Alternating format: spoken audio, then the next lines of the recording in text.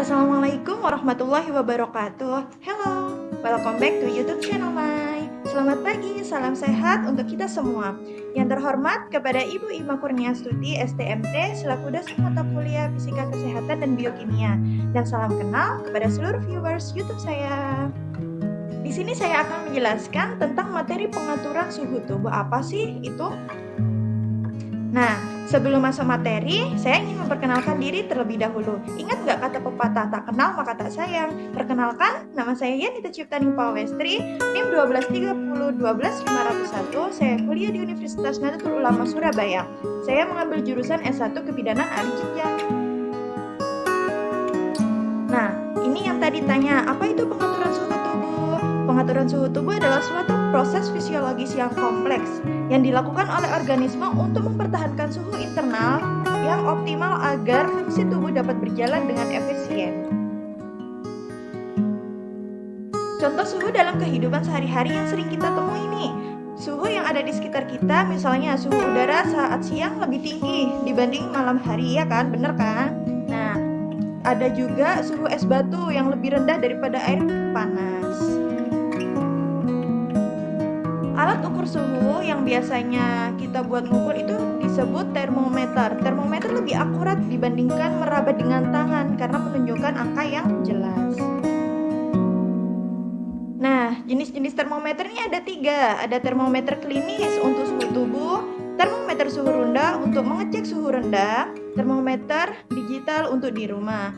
Dalam praktikum ini, saya akan menggunakan alat termometer klinis untuk mengukur suhu tubuh dalam kegiatan sehari-hari saya.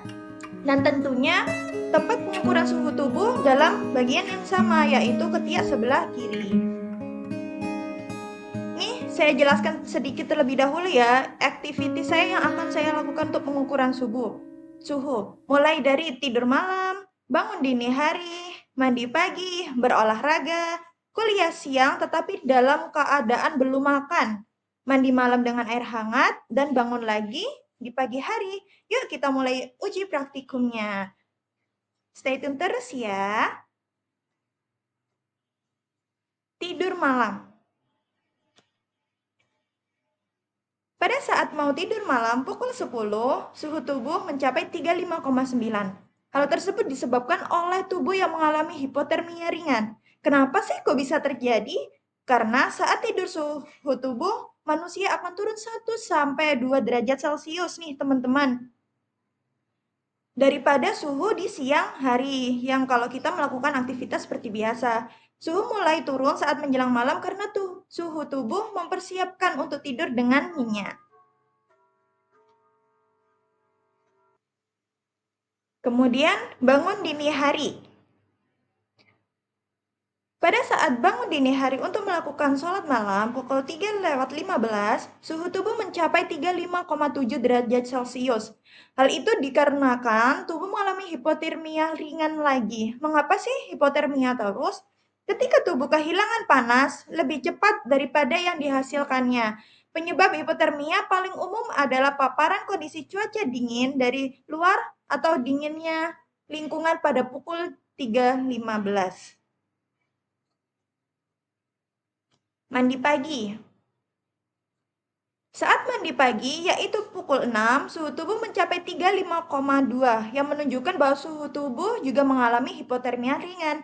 Hal ini dikarenakan pada pagi hari otomatis cuaca sangat dingin dan juga air menjadi lebih dingin ya kan daripada siang.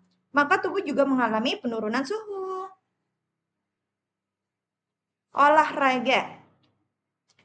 Pada saat kita berolahraga pada pukul 7, suhu tubuh mencapai 36,3 yang menunjukkan bahwa tubuh mengalami peningkatan suhu dari sebelumnya. Kok bisa tiba-tiba naik ya? Karena saat melakukan aktivitas, olahraga apalagi olahraga yang berat, maka tubuh membutuhkan tenaga yang ekstra, teman-teman. Tubuh manusia mudah sekali terasa panas karena pembakaran yang terjadi. Hal ini juga akan berdampak pada suhu tubuh yang meningkat. Kuliah siang tapi dalam keadaan belum makan. Pada saat kuliah siang, pukulnya jam 1 siang, suhu tubuh mencapai 36,4. Hal ini menunjukkan bahwa suhu tubuh sangat mengalami peningkatan. Karena pekerjaan yang dilakukan pada siang hari tentu akan lebih meningkatkan suhu tubuh manusia.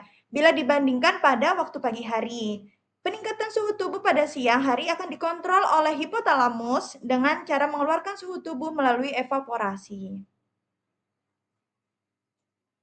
Kemudian mandi malam. Saat mandi malam menggunakan air hangat pada pukul 19.30 atau setengah 8, suhu tubuh menunjukkan angka 35,8, turun lagi nih kan dari yang sebelumnya. Karena berarti suhu tubuh mengalami penurunan lagi. Hal ini mandi malam bisa menurunkan suhu tubuh dan membuat tubuh cepat mengantuk teman-teman gitu. Saat tubuh sudah tidak melakukan banyak aktivitas menjelang sore hingga malam hari, tubuh akan mengalami penurunan suhu tubuh sebagai bentuk penyesuaian diri sistem sirkadian tubuh. Dengan kata lain, tubuh akan mempersiapkan untuk beristirahat atau tidur. Bangun pagi hari. Pada saat bangun tidur di pagi hari pukul 4:10, suhu tubuh menunjukkan 35,6 derajat Celcius. Bila suhu lingkungan dingin, maka tubuh akan menghasilkan panas atau mencegah keluarnya panas dengan cara mengecilkan pembuluh darah atau vasokonstriksi guna penurunan aliran panas ke kulit serta menurunkan produksi keringat. Pada saat tidur, umumnya suhu tubuh akan lebih rendah sebab tidak adanya aktivitas yang dilakukan dan suhu ini akan dimulai naik setelah pagi guna mempersiapkan tubuh saat terjaga. Jadi kesimpulannya rata-rata suhu tubuh manusia normalnya berkisar antara 36,5 sampai 37,5 derajat Celcius. Akan tetapi pada pagi hari bisa berkurang dari 36 derajat Celcius dan pada saat latihan suhu tubuh dapat meningkat sampai mendapat 40 derajat Celcius tanpa efek sakit. Perubahan tersebut merupakan kondisi fisiologis yang normal, akan tetapi suhu tubuh juga dapat meningkat akibat adanya perbedaan suhu lingkungan dan kelembapan udara yang relatif tinggi. Nah, sekarang sudah tahu kan kenapa sih suhu tubuh kita berbeda-beda setiap waktunya? Semoga penjelasan ini dapat membantu teman-teman semua ya. Terima kasih. Sebentar, ada kalimat motivasi nih. Masa depanmu dimulai dari dirimu sendiri. Kalau mau sukses, mari belajar. Wassalamualaikum warahmatullahi wabarakatuh. Bye-bye. Sampai jumpa lagi di video selanjutnya ya.